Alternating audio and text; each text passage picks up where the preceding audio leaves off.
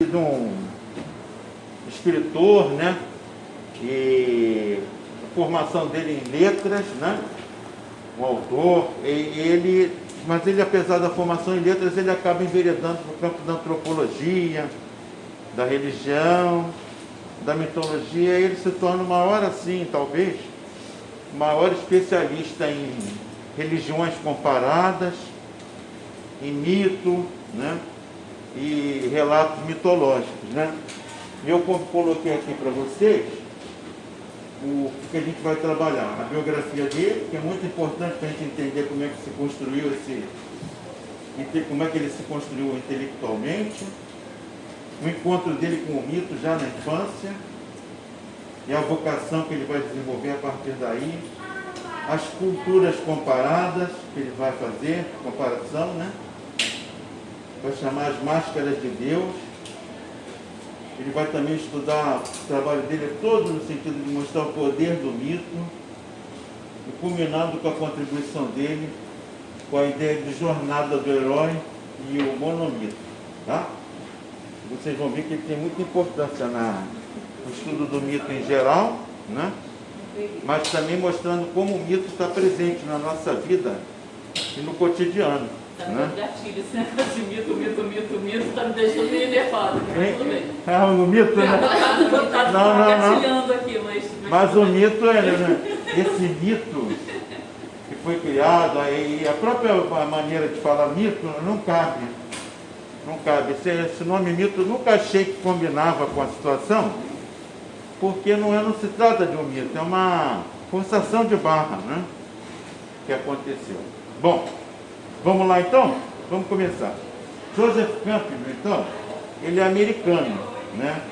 Ele nasce em 1904 e vem a falecer em 1907. Né?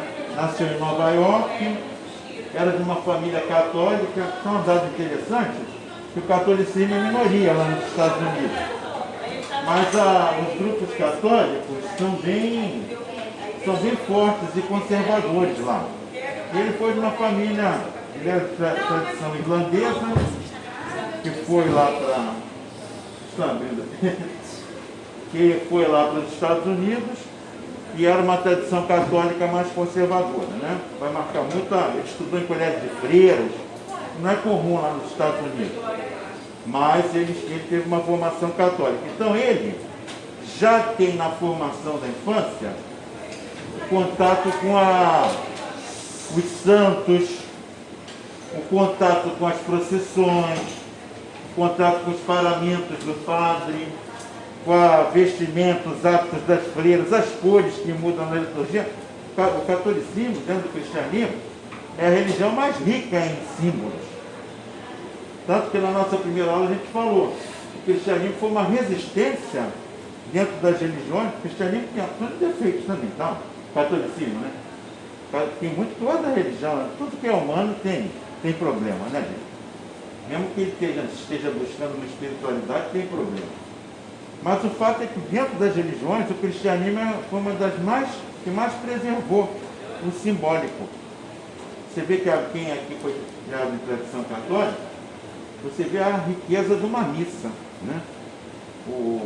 A experiência da hóstia, a própria presença dos santos. Não quer dizer que é uma religião superior ou inferior, não.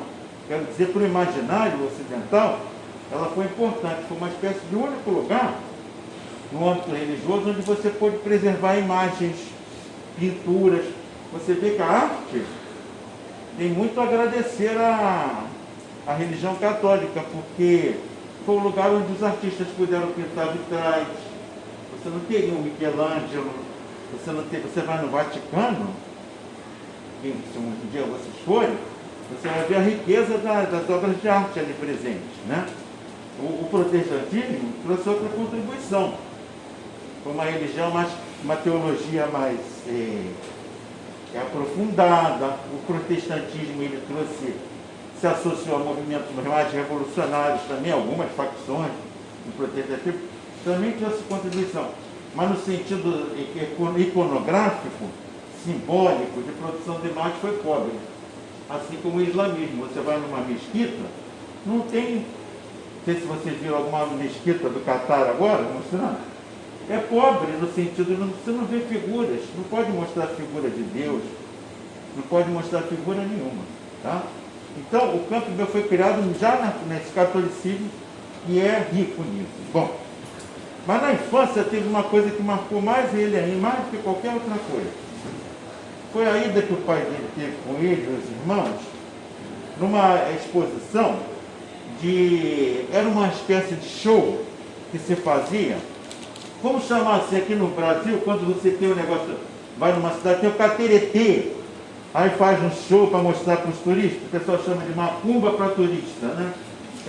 Vamos fazer um negócio artificial para ver como é que é a capoeira, aí o que a pessoa faz aquela demonstração. E nos Estados Unidos era comum um personagem chamado Buffalo Bill, e ele era um cowboy, né? Um vaqueiro, e ele também participou de uma série de guerras e tal. E ele, então, era uma figura consagrada lá nos Estados Unidos, e ele tinha muito, assim, contato com índios. Conheceu várias tribos, ele levava no show dele, já idoso, ele levava índios para mostrar como é que era o cotidiano da tribo. Então, o Campbell foi com o pai num show, e ele conheceu Cheyenne, Sioux, Pele Vermelha. Ele conta que ficou tão maravilhado que ele nem quis ver o Buffalo Bill laçando cavalo, pegando o touro com a unha. Ele queria ficar olhando os índios, que ele ficou o tempo todo olhando o índio lá pintado, e pediu para acordar, né? Então aquele contato foi uma surpresa para ele. Ele já tinha ouvido falar em índio, estava com 6, 7 anos. Mas foi a primeira vez que ele conheceu. Ele vai dizer que isso aqui me marcou tanto que eu saí dali e na minha atividade escolar, tudo que aparecia sobre índio me interessava. A coisa tomou um volume tão grande de paixão que eu estudava mais os índios do que as matérias que eu tinha. E ele vai dizendo, eu cheguei ao meu 2º grau, correspondente não, e eu sabia muito mais do que meus professores a respeito de todas as tribos americanas, como é que eles se vestiam, o que eles comiam, os mitos que eles contavam. E ele fala isso numa entrevista, que acho que o Jonathan disponibilizou para vocês, chamado O Poder do Mito. Existe o livro e tem a entrevista com legenda que ele deu para um jornalista americano. Então, aí ele fala, né, que ele nesse contato, primeiro contato, ficou claro para ele por uma coisa que tem muito a ver com a gente aqui em educação. Eu pensei isso para comentar com você. Quando ele diz, eu trocava qualquer atividade escolar para poder sentar na biblioteca e pesquisar o que eu quisesse a respeito dos índios. Então eu me lembrei muito a primeira vez que eu vi essa entrevista, do Rubem Alves e também do Rousseau.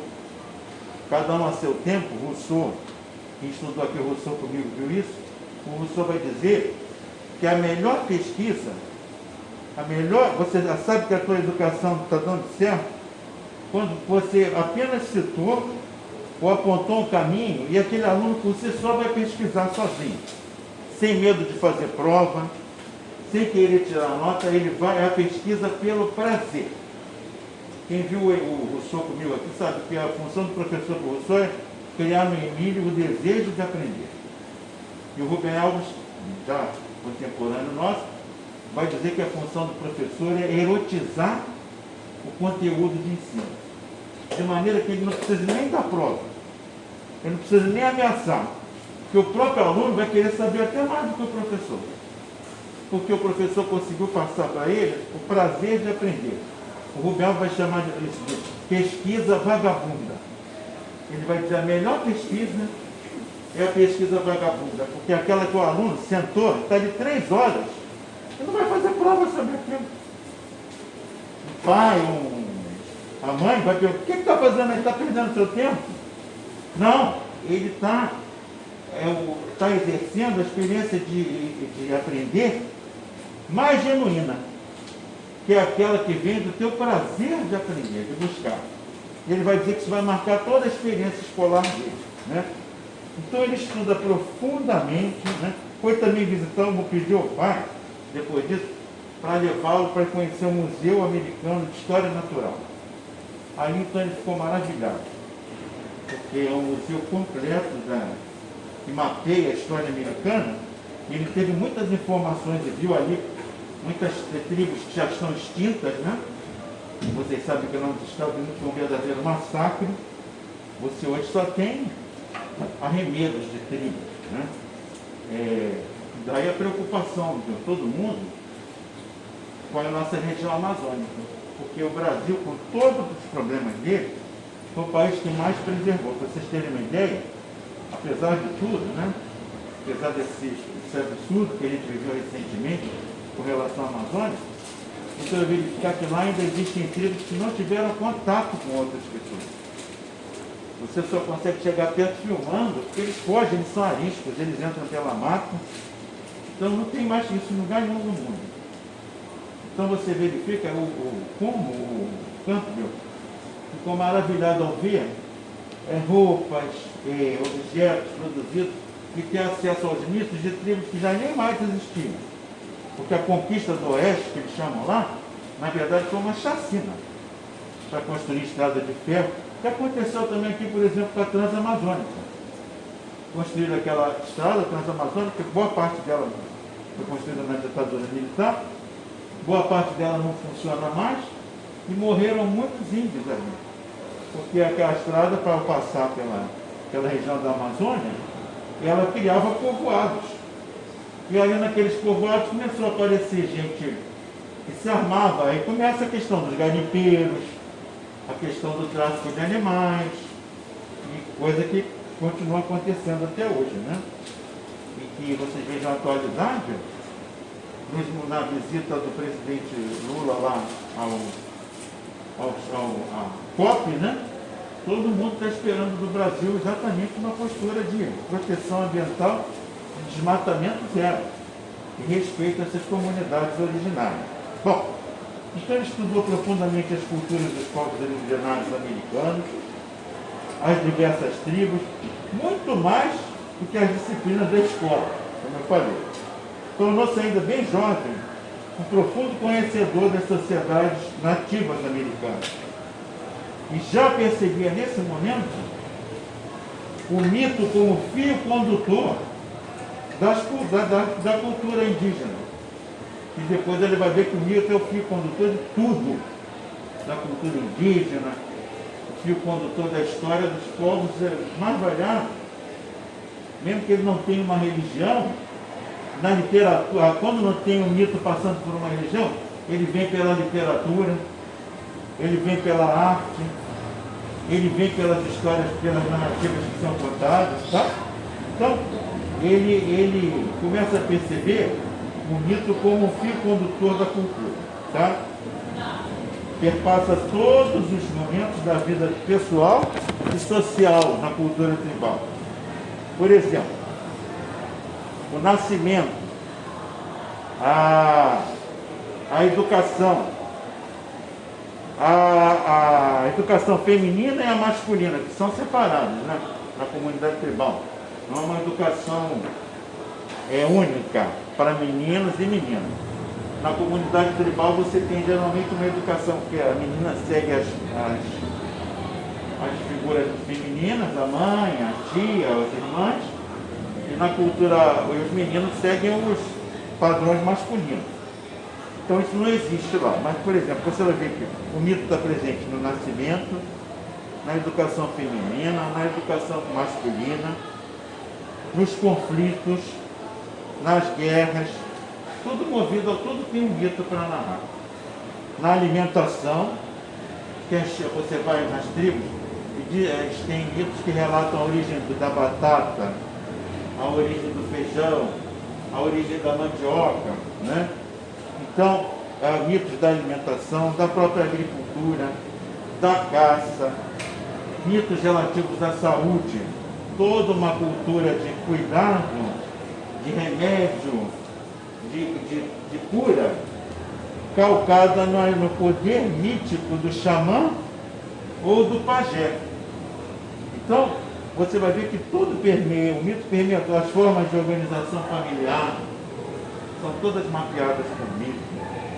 A relação com o sagrado, o sonho, o sono, a velhice, a morte, a pós-morte, o plano espiritual, né? As estações do ano, a arte, a música, o artesanato. Quando ele estuda essas culturas tribais, ainda como jovem, curioso, ele vai percebendo como o mito nessas culturas é fundamental. E fica já a questão para ele: será que é só isso, isso acontece só nas tribos americanas? E ele já naquele momento, acontece uma coisa na vida dele, que ele, ao conhecer esses mitos, ele vai se afastando da Igreja Católica. E ele diz que foi um bem para ele.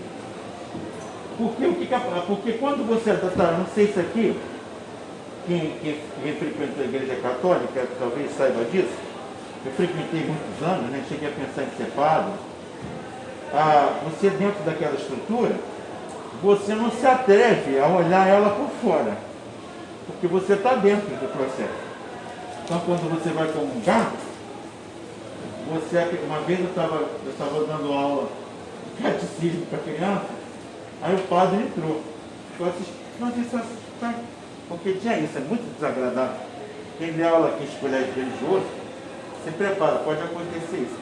Vai chegar uma irmã, um padre, ou até no colégio protestante, não, vem só aqui assistir, tá? Aí senta lá atrás e amigo. A diretora, ou a freira, ou o padre, vendo? Puta que pariu, tira toda a tua liberdade. Você tem minha batata está assando, vai ver que anunciar. Aí você já começa a gaguejar. É um horror. Então, o que acontece? Você não tem essa liberdade para você olhar esse processo mitológico que está ali. Aí eu estava dando uma aula, eu falei, gente, então quando vocês comungam, é como se fosse o Cristo. A hóstia simboliza o Cristo. Você tem que falar pedagogicamente para a garotada, que se você fala que é o Cristo, mas a hóstia não é Cristo. Aí o padre me interrompeu, né, antipedagógico. Está errado. A hóstia é o próprio Cristo. Eu falei, padre, é que eu quis dizer isso, mas eu tentei fazer uma vaselina para não ficar mal com assim. Você está comendo Cristo. Exatamente. Já aconteceu quando eu fiz primeira comunhão, já aconteceu de colegas mais novos já chorarem por querer comungar, porque comeu Cristo e bebeu sangue. Eu sou antropófago. Teve um professor aqui da faculdade que falou que não tinha canibal. Tá vendo? Faz sentido. Faz muito sentido. Então você vê que quem está ali dentro, como é que fica a cabeça da criança? Eu tentei fazer, não, mas é simbólico, que coisa ele quiser mais à frente, mas o padre não tinha essa pedagogia, porque ele está calcado numa autoridade, ou aceita ou vai-te embora. E não é assim, o professor não pode pensar assim. Deixa eu só tirar. Tá. Então, o campo vai dizer, eu fui me afastando, minha família também não me obrigou a ficar, e me ajudou. Porque eu comecei a ver toda aquela experiência do cristianismo também como uma experiência de mito. E eu fui comparando. Engraçado, assim como os índios falam sobre a morte, o cristianismo também fala. Só que fala de ressurreição. O cristianismo tem toda uma série de tentativas de solução, assim como a sociedade tribal, para dar conta das diversas etapas. Você vê que, por exemplo, dentro do catolicismo, a criança tem o catecismo, depois tem a crisma, depois vai casar, tem o curso de noivos, né? Vai seguindo. Depois você participa de determinados grupos, de grupo de casais que são casados, tem de tudo, né? Grupo de idosos. E tudo isso é calcado por todo um discurso religioso que também tem essas experiências de vida. Ele foi percebendo isso. E aí você vê que ele vai se preparando para uma coisa maior. Ele ainda não está pensando em comparar as religiões, ele não tinha tido essa oportunidade. Mas ele já aprende a fazer esse mapeamento de semelhanças, começando pelo cristianismo, e ele começa a ler sobre outras religiões. E ele vai vendo, vai comparando islamismo, protestantismo, catolicismo, a mitologia grega. Ele vai percebendo que o mito tem um poder incrível sobre a cultura. O mito perpassa tudo, é o fio condutor, segundo ele. Então, ele decide fazer letras. Por quê? Porque ele percebe que se ele fizesse religião, ele ia ter que ficar preso a teologia de alguma igreja. Não havia na época seminário aberto, hoje tem. Hoje você tem seminários abertos que você pode ir com um católico e tem um espírita da tua turma ali. E tem um protestante também. Seminários mais abertos, progressistas, que você tem hoje. Inclusive ecumênicos, né? Você tem isso, mas na época não tinha. Então, ele não quis fazer história, porque ele falou, bom, história aqui nos Estados Unidos, eles vão me prender dentro da história americana. E eu quero, o que eu vou fazer? Pensou, e resolveu fazer letras. E ele faz, o que ele escolhe? Ele vai graduar em letras em literatura inglesa. E ele vai fazer o mestrado em literatura medieval. Por quê? Ele percebe que na literatura também havia a presença do mito. Através dos relatos, por exemplo, você pega a literatura grega, a Ilíada, a Odisseia, ela é marcada, o mito está presente aqui também. Assim como o mito está presente na religião, está presente na literatura. Então, ele percebe que a literatura, ele poderia também trabalhar como professor de língua inglesa, se defender para sobreviver e continuar pesquisando o mito, que era o grande sonho dele. Ele não tinha ainda a ideia de que ele podia estudar o mito pelo mito. Porque sempre que ele pensava em mito, tinha que ter a tutela de alguma religião, de algum grupo hegemônico que dominasse aquele tipo de discurso religioso. Então você vê que ele vai tateando, né? Fez essa formação em letras, em mestrado também, né? Isso foi fundamental, porque ele percebeu também que o mito está muito presente nas criações literárias. Como ele fez literatura inglesa, ele descobriu como tem mito. Não o mito é o mito exato, como ele é relatado na cultura grega, na cultura romana, mas os personagens expressam características mitológicas. Você vê muito isso em Shakespeare, né? Como você tem personagens gregos, de tragédias gregas que se expressam na literatura do Shakespeare. Como você tem personagens mitológicos, mas que não são relatados como mitos, aparecem como figuras humanas que vivem o dilema dos mitos, do Cervantes, Dom Quixote, por exemplo, não existiu. Dom Quixote é uma figura literária. Mas quando a gente fala Dom Quixote, todo mundo aqui já sabe quem é. Dom Quixote, Sancho Panza, ele saiu da literatura e se tornou um arquétipo. Assim como no cinema, depois bem mais tarde, e o Campbell adorava ele, chegou a conhecer, o Charles Chaplin vai criar personagens como, por exemplo, o Carlitos, que como o Carlitos já extrapolou o cinema. Falou em Carlitos, todo mundo já viu. Aquele personagem com a bengala, o chapéu coco, né? E é o vagabundo, né? O adorável vagabundo. Então você verifica que ele percebe que na literatura, mas também no cinema, o mito emerge também. Não é uma coisa que está presa só ao religioso. Dante Alighieri, Goethe, quantos outros, Goethe, por exemplo, as figuras mitológicas que aparecem na obra dele, o Fausto, Dr. Fausto, que vende a alma para o diabo, para ele poder ficar jovem, ficar mais jovem, ele já é um senhor, se apaixona por uma moça chamada Margarida, linda, e ele faz um pacto com o diabo: eu quero ficar jovem, para poder ficar com a Margarida, conquistar a Margarida, e depois você me leva minha alma, diabo. Só que depois ele conquista a Margarida, enjoa da Margarida, e já está ficando velho de novo e não quer morrer.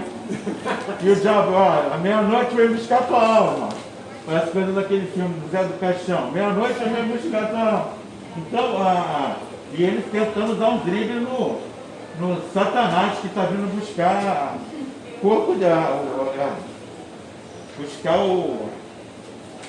a aposta a contrapartida do que ele ganhou, né?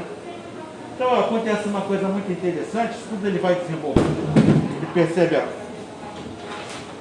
força da literatura também como uma presença bonita, e em 1927 ele recebe uma bolsa de estudos para estudar na Europa. Aí realmente ele deslanchou essa carreira. Porque ele vai lá, primeiro ele percebe que ele vai precisar aprender idiomas. Que a literatura assim, mais forte era a inglesa, mas também tinha a francesa e também tinha a literatura alemã. Ele precisava desses idiomas para poder ler mais livros sobre mitologia das diversas culturas. E é o que ele faz. Ele aprende francês, aprende o alemão e de quebra ainda aprende sânscrito, que é para ele poder entender obras da cultura hindu, né? Como chave para a cultura oriental. Então ele foi altamente influenciado nesse período que ele viveu por uma intelectualidade europeia, né? Que trafegava nas grandes cidades ali, especialmente Londres, Paris, Berlim, e a gente está falando aqui da década de 20 e pouco, né? Pós-guerra. Então era uma juventude que vinha sofrida por causa da guerra, mas ao mesmo tempo com uma ebulição artística. Aquele período pós-guerra, pós-Primeira Guerra Mundial, tem muitas expressões artísticas, vai aparecer ali o surrealismo, vai aparecer uma série de movimentos modernos ali. E ele vai conhecer uma série desses escritores. Um que ele conheceu, por exemplo, vai se tornar um amigo dele, uma referência para ele, é o escritor James Joyce, que foi autor de uma obra assim, que é um clássico. Ele é muito difícil, porque esse clássico chama Ulisses, é um tijolaço, né? Esse texto, e você, para entender esse livro, você tem que ter uma chave mitológica do próprio personagem Ulisses, lá da Odisseia. Só que não tem nada a ver com a Odisseia. É o Ulisses na Irlanda. E o Ulisses num dia só de vida dele. O livro é um tijolo para relatar uma série de coisas que acontecem no dia desse personagem. A maior parte das pessoas que eu conheço para de ler, não consegue. Só quem consegue é quem vai com essa curiosidade. Não, deixa eu ver as conexões que tem com o Ulisses lá da Odisseia. Aí você ainda aguenta. Fica como uma pesquisa, né? Mas para o Campbell foi uma maravilha. E ele também leu outras obras dele, Retrato do Artista Quando Jovem, que é um clássico também, mas muito mais fácil de ser lido, né? E ele via por trás da obra, ele passa, depois de ler o Ulisses, passa a olhar por trás da obra dos escritores o caráter mitológico. Ele tenta investigar onde é que está um rastro de mito aí. Pode ser que tenha, pode ser que não tenha. E ele vai encontrar isso, né? Vai por trás da obra e vai ver a presença da mitologia, no caso ainda do Joyce, da mitologia inglesa, da mitologia saxã. Por exemplo, ele encontra elementos, e ele faz estudo sobre isso, você repara como ele ia ao detalhe, ele encontra elementos da figura do rei Arthur, do Merlin, dos cavaleiros da Tábula Redonda, mas disfarçados em outros personagens com características contemporâneas. E ele acaba tomando gosto por fazer isso, descobrir que personagem fundamentou esse novo personagem que ele está criando. Tá? A figura das bruxas, aparece uma pessoa de repente que tem todo um comportamento que você se deter naquele detalhe, você percebe que ali está a figura da bruxa. E ele vai se especializando em identificar isso, porque tinha um lastro de formação literária e tinha também já uma boa bagagem no campo do mito, né? Então, hoje você vai em qualquer faculdade de letras, nossa, aqui tem uma série de professores que estudam mito e literatura. Mas na época não havia, né?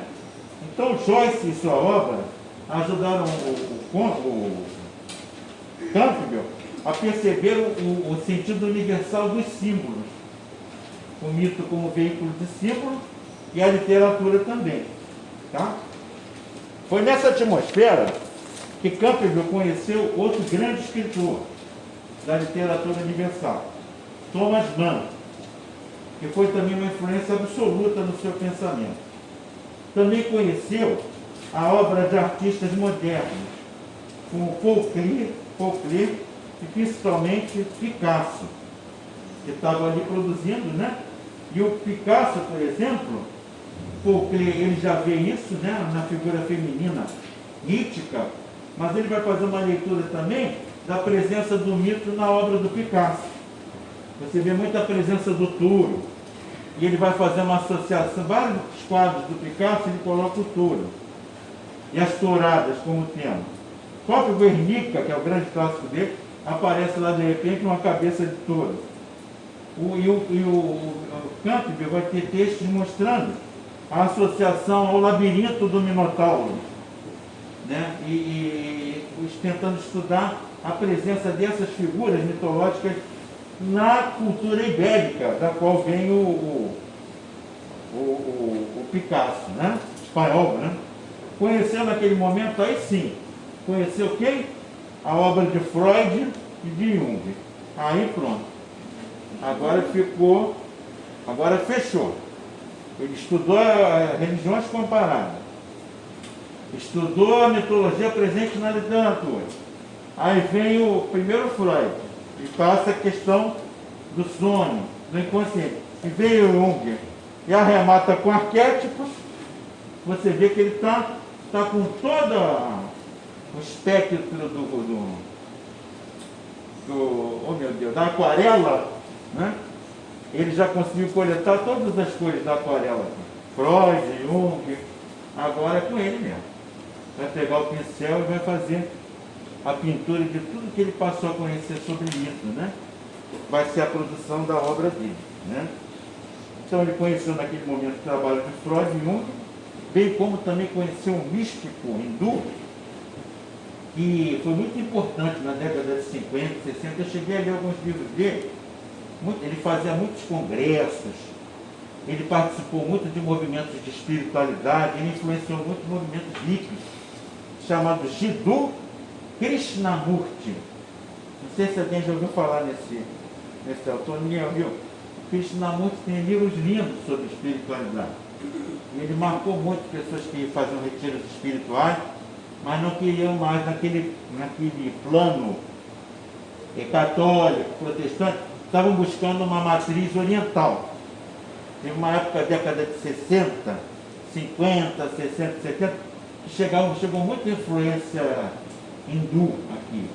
Inclusive a cultura hippie foi muito marcada, aqueles vestidões, com motivo de... E você ia no lugar, tinha incenso, tocava aquela música bem oriental. Então você tinha a cultura esotérica, né, que ainda existe, você vê que tem muita influência desse lado místico oriental. O Krishnamurti influenciou muito isso, né? Esse lado, ele calcou muito nessa espiritualidade e na tradição hindu. Mas aí as pessoas também foram lá, conheceram.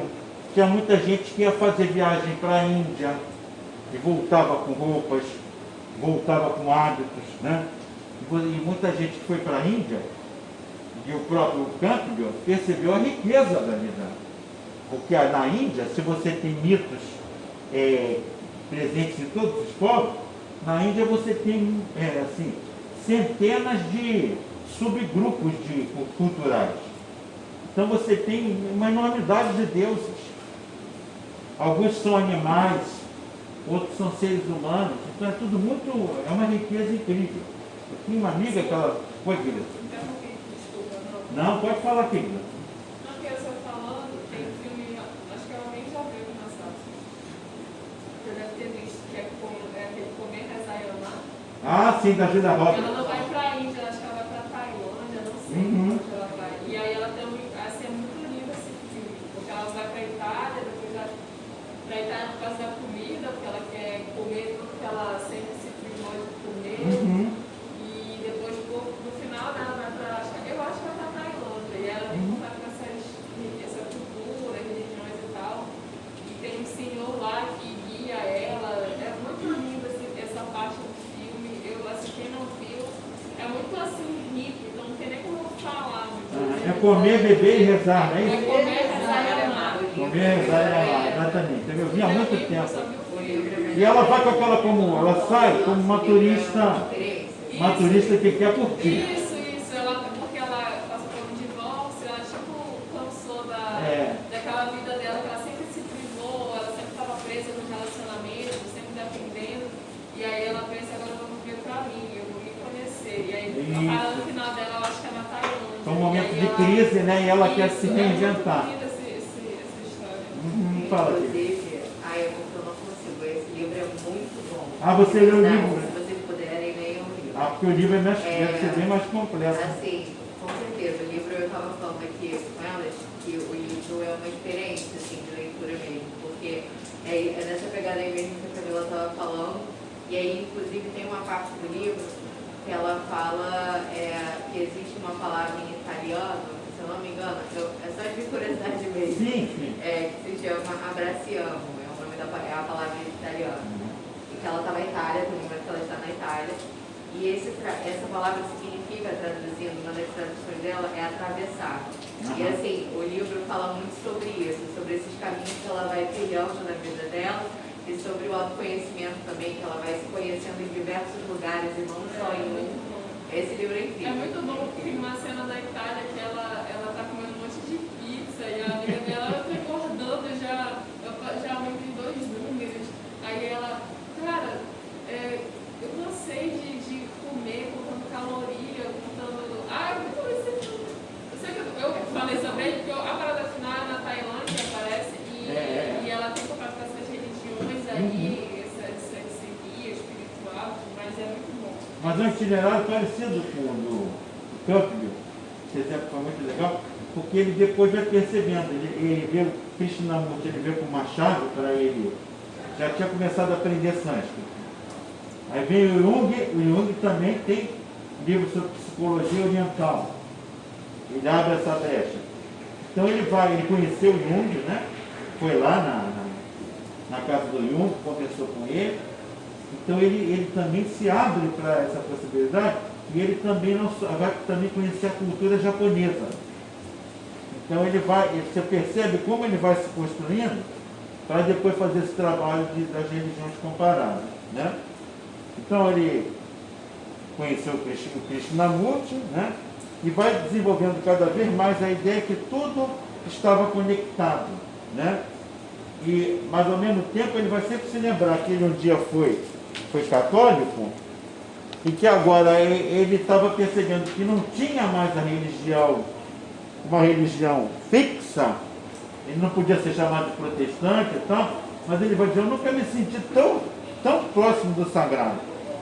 Que é um pouquinho também como que eu falo, eu falo de brincadeira, mas é uma verdade. Por isso que eu gosto desse self-service espiritual, porque eu não me sinto preso a nenhuma igreja.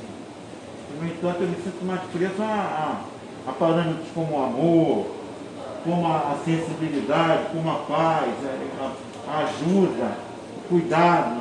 Para mim é muito mais melhor isso do que ficar preso a uma dogmática. Eu percebi que ele também vivenciou isso. Retornou aos Estados Unidos em 1929 e foi trabalhar na Universidade de Colômbia. E lá ele pretendeu fazer um doutorado, né? E aprofundando seus conhecimentos de sânscrito, arte moderna e literatura medieval, para compor os quadros comparativos. Mas quando ele foi pleitear um doutorado, os orientadores não quiseram, porque acharam que aquele era um tema que não atendia a demanda da universidade. Então, já naquela época tinha esse problema, né? O aluno quer fazer um mestrado, ou no doutorado, e ele, na verdade, não pode fazer o que ele quer. Ele tem que se encaixar dentro da pesquisa do orientador, né? Então, você vê muitos orientadores que acabam... Isso acontece até na graduação, até na monografia. Eu vejo muitos alunos tendo que se adequar à pesquisa do professor. Às vezes, claro que ninguém revela isso, mas às vezes você percebe, quantas bancas eu já participei, você percebe que o aluno não está com prazer ali, ele está cumprindo a obrigação. Esse questionário aqui foi muito bom, porque eu percebo que ele está chateado, ele não aguenta mais falar de questionário.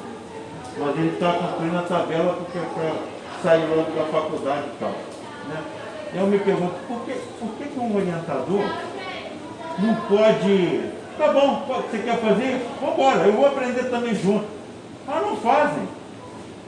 Uma das coisas que me deixa mais feliz aqui é que claro, tem coisas que eu não tenho como, não posso, não entendo aquilo. Mas a maioria das coisas que você chega para mim, eu aceito. Vamos embora. Vamos ver que bicho vai dar. E aí, quando eu fui ver, ano passado, quando eu fui fazer minha prova para professor titular, eles perderam o número de monografias que eu orientei, quase 200.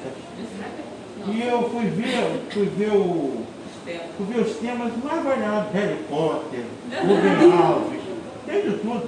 Tem gente que via, a banca viu, um amigão meu que é da UERJ, participou da banca, ele falou, Hilbert, aquilo ali parece uma feira cultural. Se você hoje orientou para fabricar alfinete, para química, o que você vai? Não, mas não é. É porque são temas que me interessam.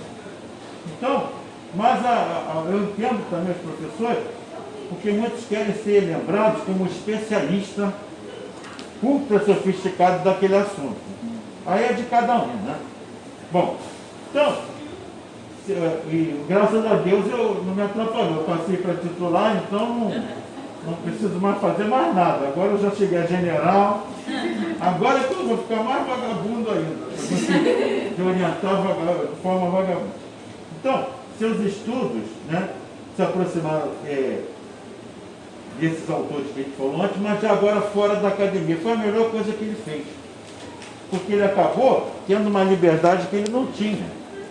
Então, no início da Segunda Guerra Mundial, ele conheceu em uma palestra um estudante, um pesquisador da cultura da Índia e da China, chamado Heinrich Zimmer.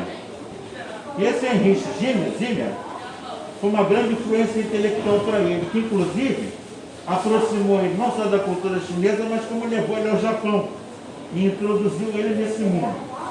Então ele estuda também, além da cultura hindu, a cultura japonesa. Se você pega, por exemplo, assim, essa entrevista dele, Poder do Mito, você vai verificar os exemplos que ele dá. Não, isso aí, por exemplo, tem um relato na cultura chinesa. Tem um Corão oriental que fala isso. Não, isso é mitologia mongólica. Então o cara é uma verdadeira enciclopédia. Mas ele não fala aquilo no sentido de estar querendo se mostrar. Ele fala para dar um exemplo concreto do que está sendo comentado. E o entrevistador fica maravilhado. Ele às vezes mostra o entrevistador que está assim com a boca aberta. Porque realmente ele desfila uma cultura, mas é aquela cultura do prazer. Isso eu sei, eu conheci uma coisa assim, ele vai fazendo aqueles... Se vocês puderem, assistam a entrevista, é muito legal. Então, a partir daí, começa a fase mais produtiva dele. Que ele percebe, agora então, chegou a hora de eu começar a escrever. Né? E ele vai escrever uma série de obras assim, maravilhosas. É uma coleção chamada As Máscaras de Deus. E ele vai pegar um livro sobre mitologia nórdica, um livro sobre mitologia japonesa, mitologia hindu, e são 5 ou 6 volumes. E ele vai fazendo mitologia comparada. Ele tem também um livro sobre mitologia, que ele faz a comparação com a mitologia hebraica e com outras mitologias antigas. As Máscaras de Deus. São vários volumes. Tá? Aqui na biblioteca tem uns 3 ou 4 volumes. As Máscaras de Deus. Acho que traduzido tem uns 6, mas eu acho que lá fora você acha em espanhol, então você acha uns 8 volumes. É uma obra monumental. Então, nessa obra ele já faz exatamente isso. Ele pega assim, mitos de nascimento, na cultura hebraica, na cultura hindu, e ele vai pegando exatamente uma coisa que ele complementa o Jung, porque o Jung tinha sinalizado os arquétipos. Mas agora o que o Campbell faz? Ele vai mostrar como é que esses arquétipos aparecem. Mitos da criação. Aí ele pega Suméria, e você vê que muda, mas não muda tanto. Tem um primeiro casal, tem um castigo em muitas delas, porque eles desobedeceram uma determinação. Algumas outras têm, por exemplo, dilúvio. Então ele vai mapeando. Isso é fundamental, porque ele criou uma espécie de conexão, né? E ele vai investir nisso, nessa questão da mitologia comparada. Ele explorou então os mitos e os temas, né, que esses mitos tratam, comparando as culturas. Por exemplo, como é que são os mitos da morte? Quais são os mitos que relatam, por exemplo, essa ruptura com Deus, da desobediência, né? E aí ele vai publicar, né, a partir daí, o grande clássico dele, né, que é O Herói de Mil Faces. Deixei para colocar até aqui agora. O Herói. Esse livro é sensacional. Esse é o livro mais famoso dele. Esse livro.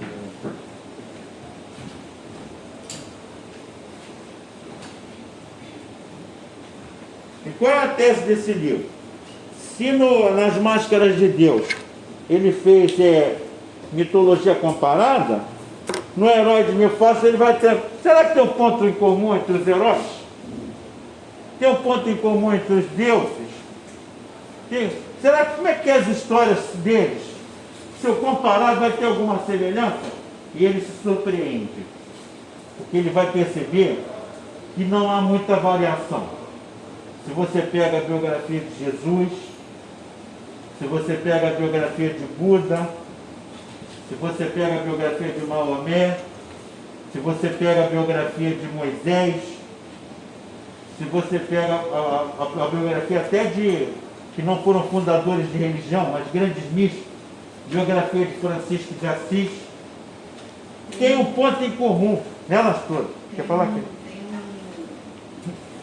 nome dele, Viktor Frankl, na logoterapia. Viktor Frankl, né? Ela trabalha com essa metodologia. Sentido da vida, né? Logoterapia. Eu fiz um curso e eles trabalham com essa metodologia de análise dessas biografias e justamente vai demarcando as fases da vida para mostrar que tudo vai se repetindo na vida de cada um deles. E o que ele vai percebendo? Quando ele começa estudando, ele vai começando estudando esses grandes ícones religiosos. O que eles têm em comum, por exemplo? Ele vai verificar que Buda, Jesus, Moisés, Maomé, Lao Tse, todos eles não sabiam que tinham poderes. Jesus era filho do carpinteiro. Estava ali estudando com o pai, aprendendo com o pai o ofício. Há até dúvidas se ele estudou ou não. Alguns dizem que ele era para estar com 13 anos e ele ter parado para discutir com os doutores da lei. Alguns dizem, não, ele estudou alguma coisa, o que há? Então, alguns dizem, a defesa de alguns, não, é porque ele era sobrinho de religioso. O Zacarias o pai de João Batista era uma levita, ele cuidava do templo. Então, pode ser que ele tenha arrumado o João Batista estudou no templo, pode ser que ele tenha arrumado uma peixada, bota meu sobrinho aí. Então tem essa teoria. Outros dizem que ele aprendeu sozinho. E tem também uma fala que ele teria ficado com aqueles mestres da Fraternidade Branca. Tem teorias que ele foi para o Oriente, dos Isso. 13 aos 30 anos, que ele teria viajado. Né? Não é à Então, toa isso que tudo é. Não é à toa que ele é considerado também um dos avatares. Porque na Sim, Índia também, no Oriente ele é considerado Oriente. um avatar. porque tem essa parte também que ele teve esse movimento na Índia. Aham. E foi lá que ele dizem que ele aprendeu os saberes do Oriente, Uhum. e aí ele retorna. Tem toda uma. Não tem nenhuma comprovação, né? Como também não tem comprovação dentro do judaísmo também. Então, quando alguém, colega lá de teologia, falava, mas isso aí não tem prova. Mas é uma história linda. Eu vou ficar com ela. Aí quando eu falava, para mim Jesus foi para a Índia. Mas o laboratório aqui da UFRJ de religiões, né, com estudo de religiões comparadas, Uhum. Sim, sim. Jesus histórico, né? Jesus histórico. André Vitarese. O André Vitarese. Né? Ele faz, eu Tem. assisti a Tem. apresentação da O doutorado dele. Leonardo Boff, o Frei Beto, né? Uma série de teólogos que trabalham com Jesus assim, mais terra a terra, né? Não é aquele cara que faz mágica, na verdade que tem a ver com esse, por quanto viu isso, é um herói em construção. Buda era um príncipe, também não sabia. O pai dele criou, segundo os relatos, o pai dele teve uma previsão de que o sonho que a mãe teve, de que eles seriam superior ao pai. Eles seriam um príncipe muito conhecido no mundo inteiro. E o pai ficou aí, deixa eu manter ele aqui no palácio, e o Buda se casa novo, Siddhartha, né? Novinho ele casa, constitui família, já tinha filho, quando ele percebe que nunca tinha saído dos portões, do palácio enorme, né? Mas peraí, eu não conheço nada lá fora. E ele sai, foge do castelo e vai buscar quer dizer, o campo vai mapear isso tudo. O herói não sabe o que é herói, o místico não sabe o que é místico, o santo não sabe o que é santo. Ele é movido pelo quê? Por uma crise. Então, Siddhartha teve uma crise, depois se torna Buda. Cristo teve uma crise, a crise foi onde? No deserto. Ele chega a ver o diabo, chega a falar para ele, transforma essas pedras em pão. Um cara que se propõe a passar 30 dias no deserto, sem comer e sem beber, ele está querendo resolver algum problema. Ele não foi por esporte. Vou passar 30 dias no deserto, vou ver qual é, se eu vejo demônio. Não é por aí. Jung foi o encontro com a sombra. Hein? Segundo Jung, Porque a gente viu isso, o Jung é a sombra, vamos embora. Se eu marcar um encontro com a sombra lá no deserto, né? Então, o Maomé era um mercador, cheio de dinheiro. Agora, o que ele teve? Ele tinha contato com judeus e cristãos. E ele, eu estou bem com os dois. Eu faço negócio com os dois. Eles ficam brigando, mas eu estou fazendo negócio com eles. Aí ele, daqui a pouquinho, ele começa a construir uma terceira via. Eu não estou saindo, eu falo com eles, mas eles ficam se matando, eu quero ver uma outra coisa. Depois vai se matar também. Mas, pelo menos, ele vai criar o islamismo, a tradição islâmica, e ele vai pegar elementos do judaísmo e do cristianismo. Então você vê como é interessante. Por quê? Por que ele largou a vida de comerciante bem-sucedido para ser o fundador de uma religião? Porque teve uma crise. Todos eles. E aí o Campbell vai.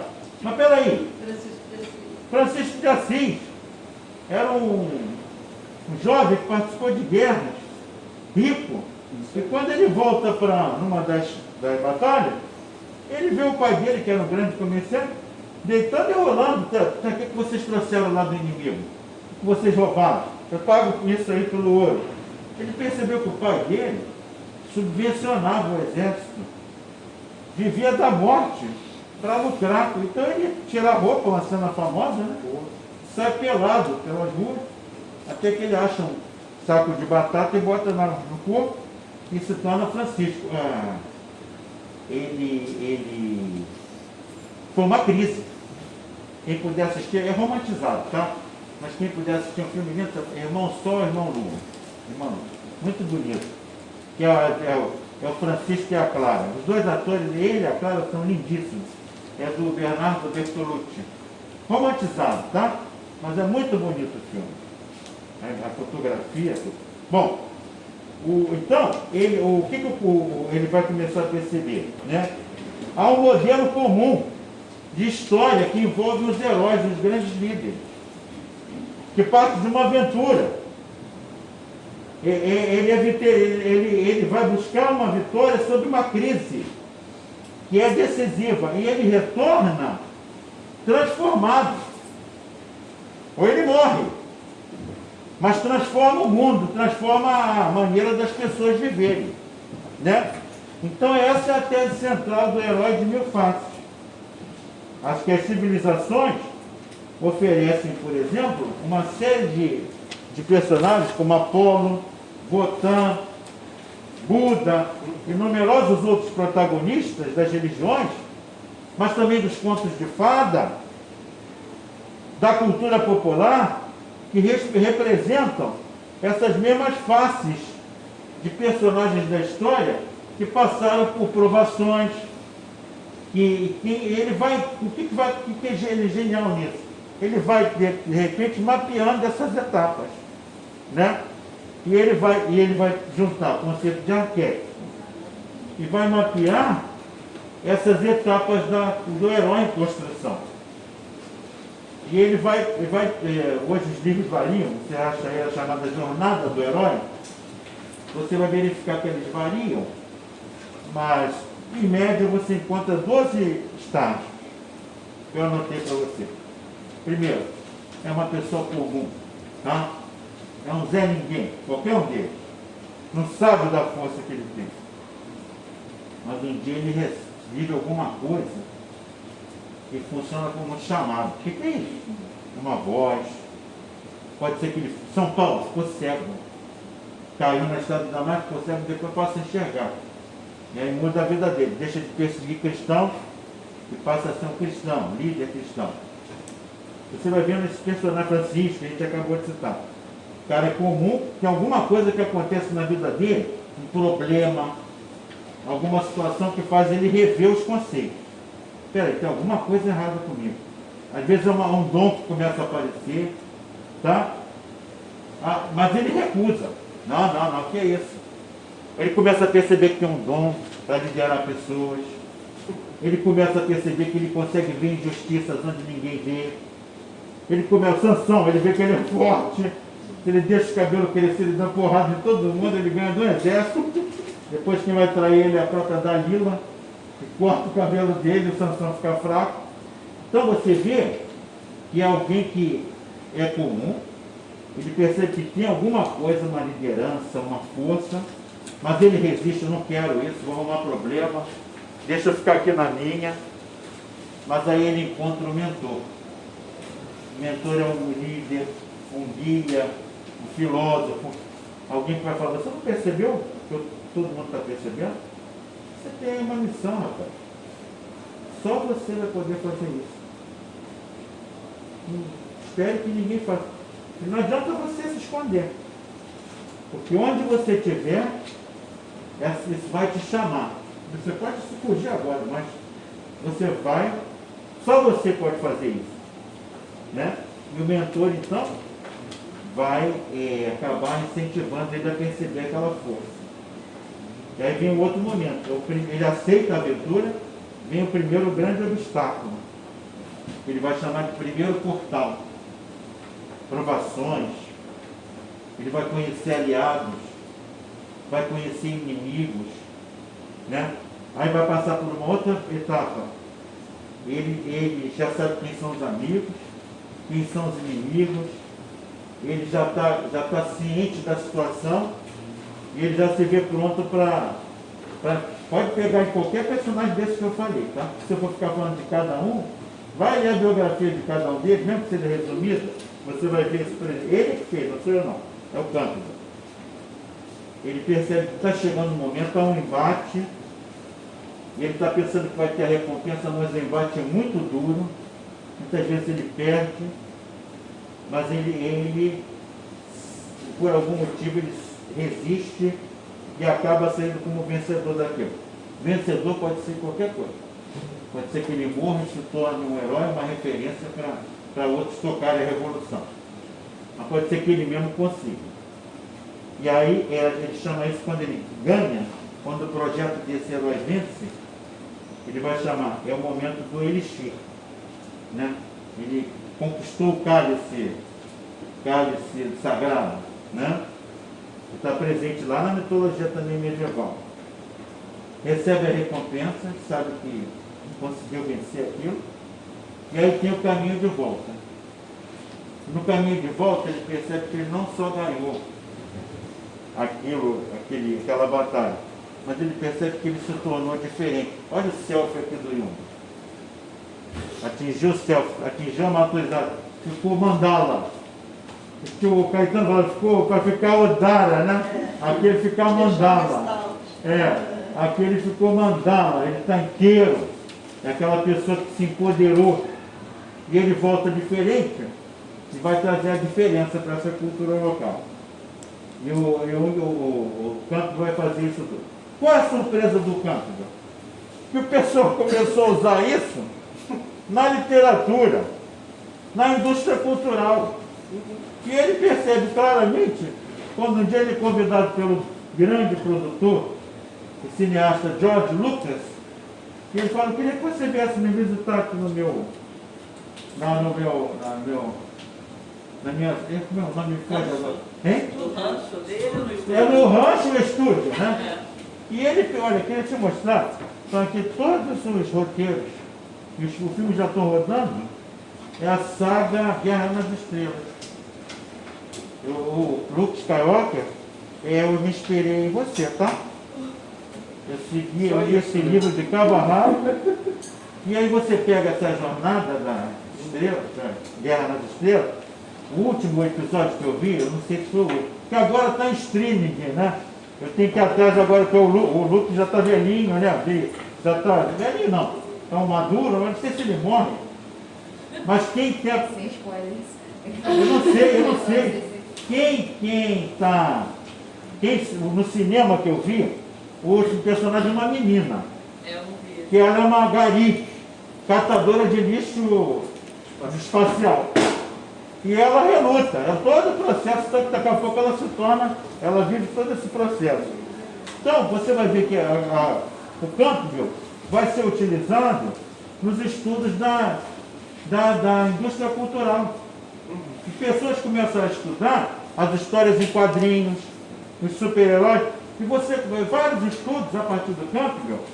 A Faculdade de Comunicação aqui agora nem tanto, mas teve uma época que produzia muito estudo sobre isso. Você vai verificar aqui, aqueles heróis como Homem-Aranha, Homem de Ferro, Batman, Mulher Maravilha, Príncipe Submarino, Capitão América, todos eles seguem essa mesma chave do herói. O Homem-Aranha, o garoto que eu adoro aquela versão do cinema que é o Tobey Maguire. Eu adoro esse ator. E esse Homem-Aranha atual não me convenceu muito. Vários, né? Vários. Eu gostava mais do Tobey Maguire, mas o Tobey Maguire é biólogo, seguiu carreira, acho que quase não está mais trabalhando mais. Ele é aquela Natália Portman, também é bióloga, tá? Professora universitária, acho que foram largando. Mas o Tobey Maguire, na versão do Homem-Aranha, ele é nascido pela aranha, e ele não sabe dos poderes que ele tem. É um garoto boboca, né? E vai aos poucos vivendo aquela vida dupla. O Clark Kent, né? Vem de outro planeta. O Batman, que é o Bruce Wayne, que é um menino que viu os pais ser assassinados. E é criado pelo mordomo. E aí, como comentei na aula passada, ele vive aquela sombra, o medo, né? De morcego, ele acaba fazendo do morcego seu personagem, né? Príncipe Submarino, Namor, o Thor, eu recuperando muito o Thor, porque depois virou franquias de várias. Esses que eu falei, acho que são da Comics, não é? Da Marvel, né? Mas tem outros, né? Aí outro dia o meu sobrinho me ligou, tio, assiste uma série aí na Prime, The Boys. Sim. Aí eu fui ver, interessante, os super-heróis, que é caricaturas daquele, são os filhos da puta. Capitaneado pelo americano, herói americano, né? E aí você forma um grupo mambembe ali, que vão combater os heróis. Um ou outro tem poder, vão descobrindo poder. Eu achei muito legal, quer dizer, já é os sub-heróis, né? O rebotalho, a história se tornando combatentes daqueles super-poderosos que se acomodaram, se corromperam. Né? Mas aí que tá, o Garth Ennis, ele é um autor holandês, né? Posso até falar errado, mas ele é daquela região de conflitos. E holandês não.